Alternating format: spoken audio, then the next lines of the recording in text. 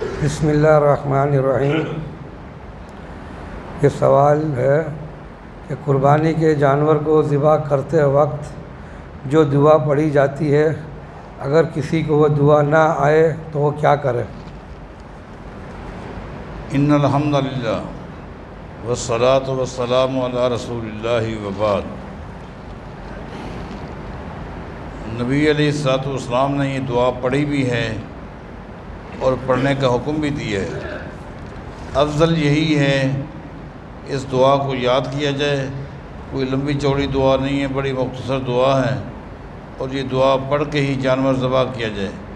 لیکن اتفاق ہے کوئی بھی ایسا ساتھی نہیں ہے جس کو یہ دعا آتی ہو تو تکبیر کے ساتھ جانور کو ذبح کر لیا جائے، وہ جائز ہے، افضل دعا کا پڑھنا ہے۔ قربانی کی جو راتیں ہیں، کیا ان راتوں میں بھی قربانی کی جا سکتی ہے؟ جی ہاں،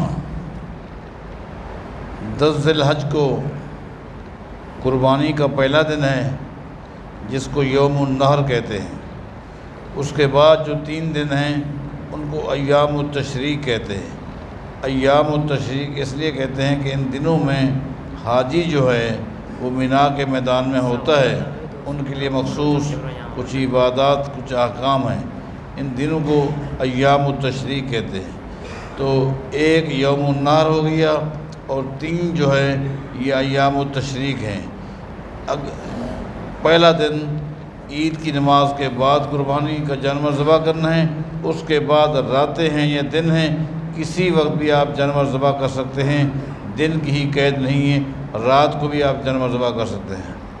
قربانی کے گوشت کو 3 حصوں میں تقسیم کرنا، ایک حصہ اپنے لیے، ایک حصہ رشتہ داروں کے لیے اور ایک غریبوں کے لیے، یہ عمل کسی حدیث سے ثابت ہے؟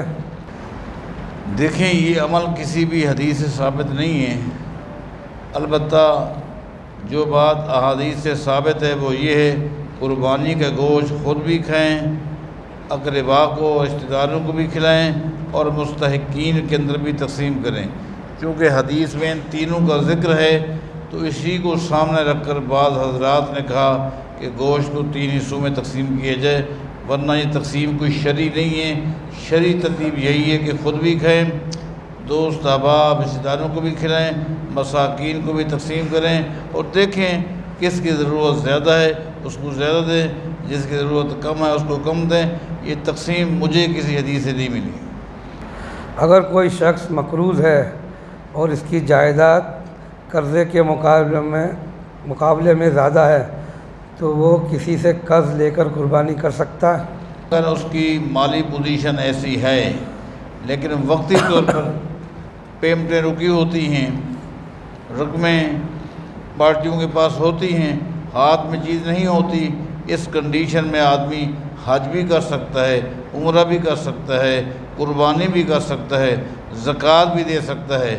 وقتی طور پر ہاتھ میں چیز نہیں ہے، آنے والی ہے، اور مالی پوزیشن بھی ایسی مضبوط ہے کہ جس سے کسی وقت بھی وہ قرضہ ادا کیا جا سکتا ہے، تو یہ قرض تجاریہ ہے، اس سے عمل کیا جا سکتا ہے، کسی سے لے کر آپ قربانی کر سکتے ہیں۔ اگر کوئی شخص صرف 9 ذی الحجہ کا روزہ رکھتا ہے تو اس کا یہ عمل کیسا ہے؟ جبکہ ہم نے سنا ہے اکیلا روزہ رکھنا صحیح نہیں ہے۔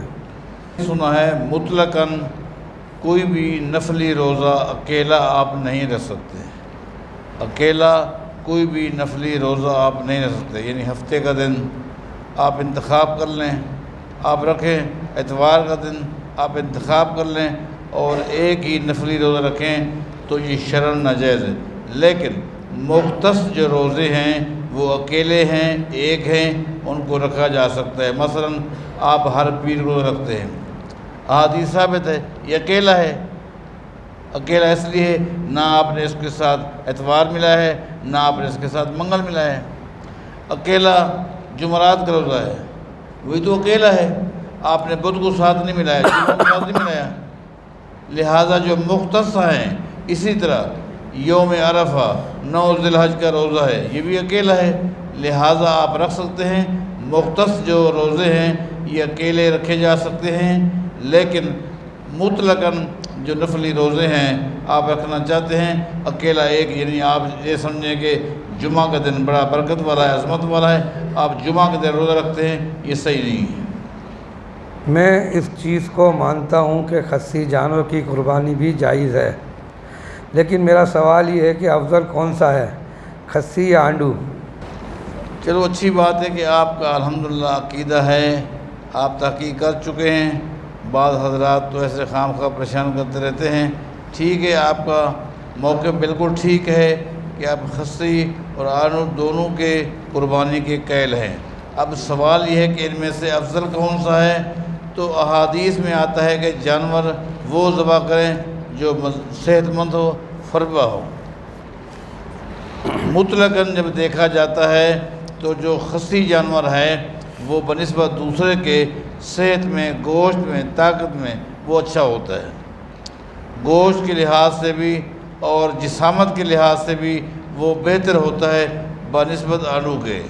لہٰذا چونکہ حدیث میں آ گئی ہے کہ وہ ہو جو صحت مند ہو اور گوشت مضبوط ہو، جاندار ہو، وہی کرنا چاہیے۔ دوسری بات یہ کہ نبی علیہ السلام کو بھی عملاً ہم یہ دیکھتے ہیں کہ آپ نے جو 2 دمبے منگوائے تھے وہ دونوں خصی تھے، وہ دونوں ہی خصی تھے۔ آپ کا عمل بھی یہی ہے اور حدیث سے جو چیز مستنبط ہے وہ بھی یہی ہے کہ خصی جانور کو آپ کریں گے یہ زیادہ بہتر ہے۔ لیکن رہا معاملہ کس کو افضل کہیں کس کو مفضول، اس کے لیے جب حدیث میں صراحت نہیں ہے ہم بھی نہیں کہہ سکتے۔ اتنا آپ کو کہہ دیا ہے کہ نبی علیہ السلام نے کیا فرمایا ہے، اس حدیث کا تقاضا بھی یہی ہے کہ خصی جانور زیادہ فربہ ہوتا ہے۔ پھر نبی علیہ السلام کا جو عمل ہے، عمل بھی خصی جانور کو قربان کرنے کا ہے، لہٰذا اس کی طرف دماغ زیادہ جاتا ہے، لیکن دونوں ہی عمل صحیح ہیں، جس پر آپ چاہیں کہ موقع۔ جو شخص مدینہ جائے وہ مسجد نبوی کی نیت سے جائے یا روضہ رسول صلی اللہ علیہ وسلم کی نیت سے جائے؟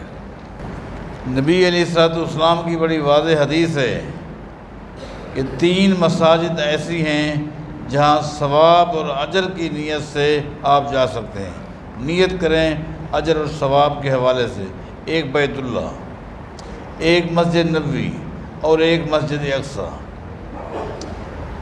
کیا مطلب ثواب کی نیت کا؟ مطلب یہ ہے کہ ایک آدمی اگر 2 مسجدیں چھوڑ کر رحمانی مسجد آتا ہے جمعہ پڑھنے کے لیے، اگر اس کی نیت یہ ہے کہ یہاں ثواب زیادہ ہوتا ہے، اس کا یہ عمل غلط ہے۔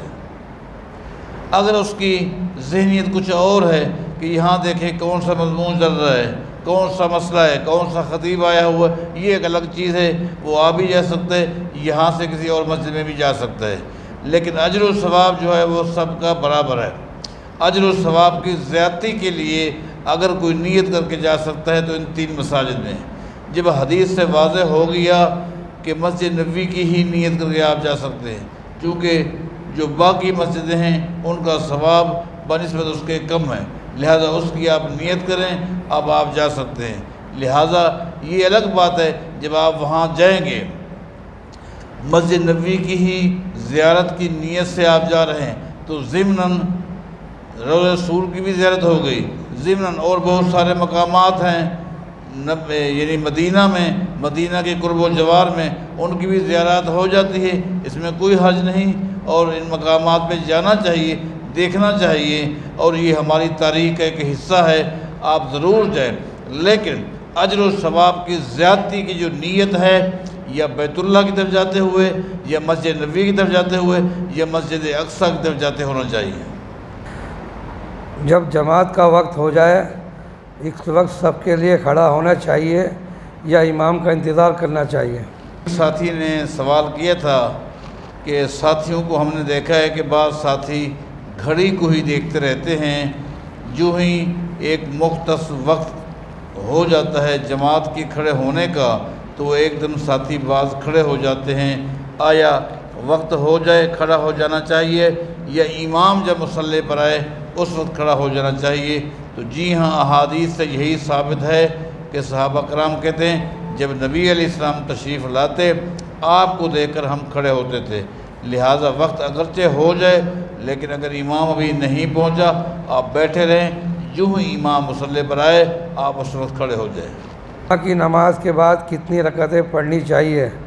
نیز یہ رکعتیں مسجد میں پڑھی جائیں گی یا گھر میں؟ نماز جمعہ سے پہلے مسجد میں آنے والا اگر خطبے سے پہلے آتا ہے، جتنا اللہ اس کو توفیق دے اتنی وہ رکعتیں پڑھے گا۔